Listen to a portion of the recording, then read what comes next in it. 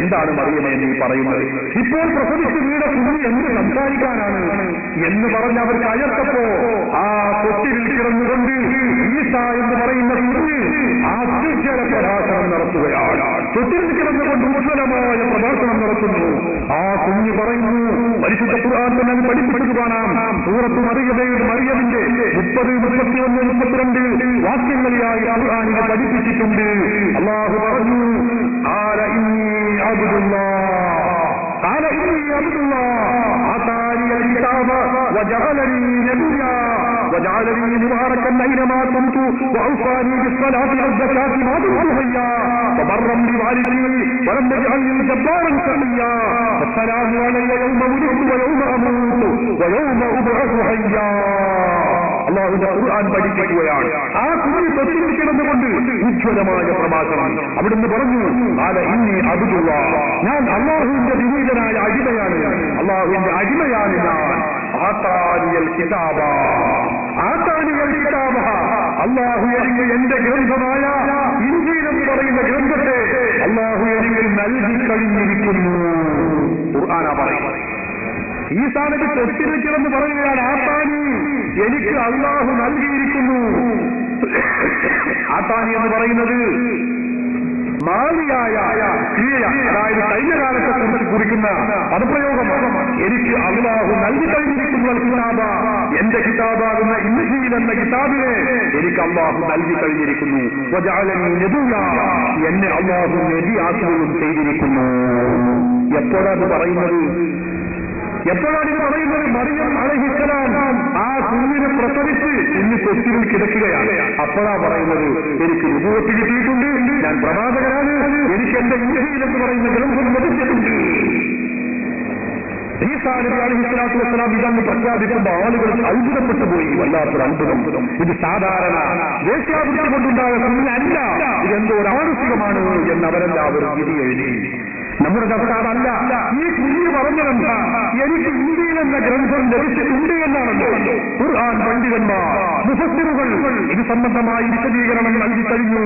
അവർ പറഞ്ഞു, എപ്പോഴാണ് ഈ ഗ്രന്ഥം നൽകിയത്? ഭൂമിയിലേക്ക് പിറന്നു വീഴുന്നതിന്റെ മുമ്പ് ഗർഭാശയത്തിൽ വെച്ചുകൊണ്ടാണ് ഈസാ നബിക്ക് അല്ലാഹു തആല ഈ ഇൻജീൽ എന്ന തന്റെ ഗ്രന്ഥം നൽകുന്നത്. ഞങ്ങളുടെ വകയല്ല. ഹദീസുകളിൽ നമുക്ക് കാണാൻ കഴിയുന്നു, തഫ്സീറുകളിൽ ഇത് കാണാൻ കഴിയുന്നു. ബഹുമാനപ്പെട്ട ഇബ്നു അബീ ഹാത്തിം അനസ് റളിയല്ലാഹു അൻഹു എന്ന സഹാബി പ്രമുഖരിൽ നിന്ന് ഉദ്ധരിക്കുന്ന ഹദീസിൽ കാണാം, മഹാൻ പറയുന്നു, ഖാല കാന ഈസാ ഖദ് ദറസൽ ഇൻജീല വഅഹ്കമഹു ഫീ ബത്നി ഉമ്മിഹി.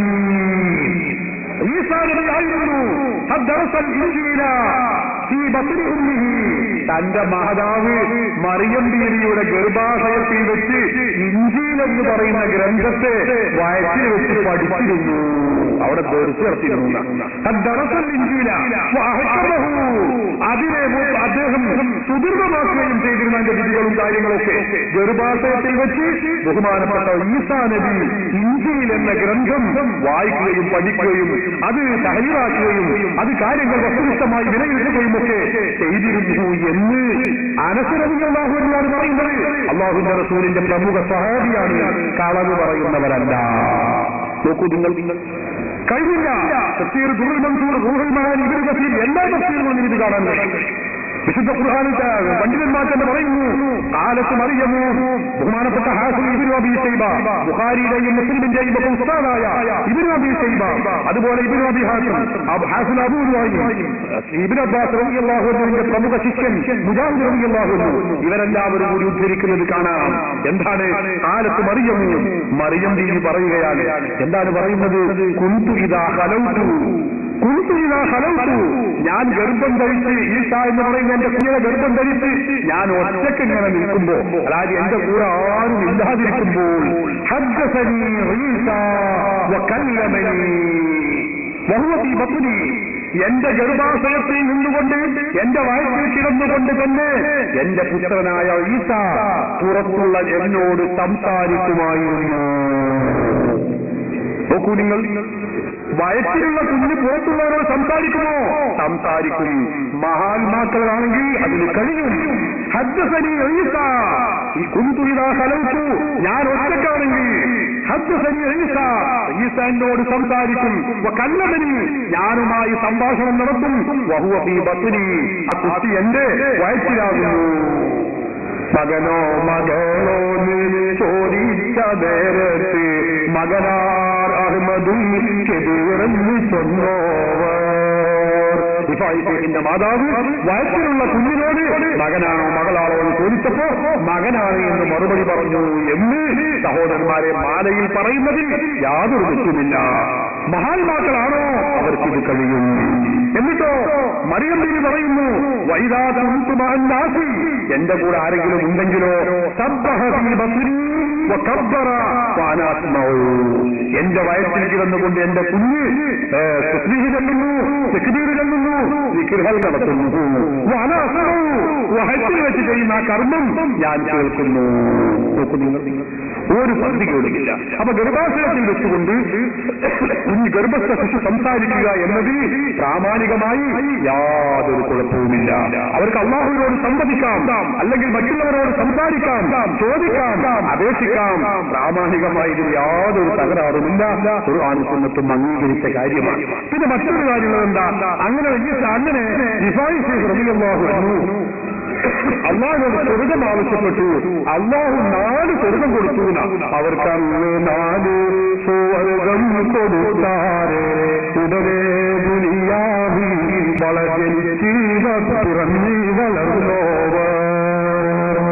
4 സ്വർഗം ഒരാൾക്ക് കൊടുക്കുമോ എന്നാണ്. ഇത് കെട്ടിക്കഥയല്ലേ? അത് വിഭാഗിമാരെയും ഇല്ലാത്തത് ഖുർആനിലും സുന്നത്തിലും ഇല്ലാത്തത് പറഞ്ഞതല്ലേ എന്നാണ് ചോദ്യം.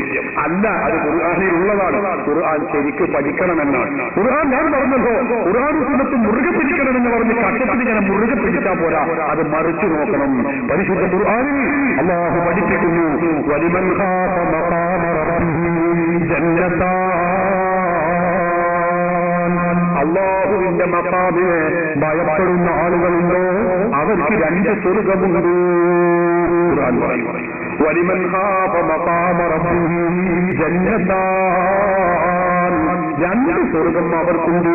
എന്നിട്ട് ഖുർആൻ പറയുന്നു, വമിൻ ദൂനിഹിമാ ജന്നതാൻ. അത് കൂടാതെ വേറെ 2 സ്വർഗം വേറെയുമുണ്ട്. 2 4. അല്ലാഹുവിനെ ഭയപ്പെടുന്ന ഒരാൾക്ക് തന്നെ 4 സ്വർഗമുണ്ടെന്ന് വിശുദ്ധ ഖുർആൻ പഠിപ്പിക്കുന്നു. അവർക്കന്ന് 4 സ്വർഗം കൊടുത്താരെ ഉടനെ ദുനിയാവിൽ വളർന്ന് ജനിച്ച് വളർന്നോവർ. പ്രാമാണികമായി ഇതിന് യാതൊരു തകരാറുമില്ല. മാലയിലുള്ള മുഴുവൻ കാര്യങ്ങളും സുന്നികൾ അംഗീകരിക്കുന്ന മാല ഏതുണ്ടോ അതിലുള്ള മുഴുവൻ കാര്യങ്ങളും വസ്തുനിഷ്ഠമാണ്, പ്രമാണബദ്ധമാണ്.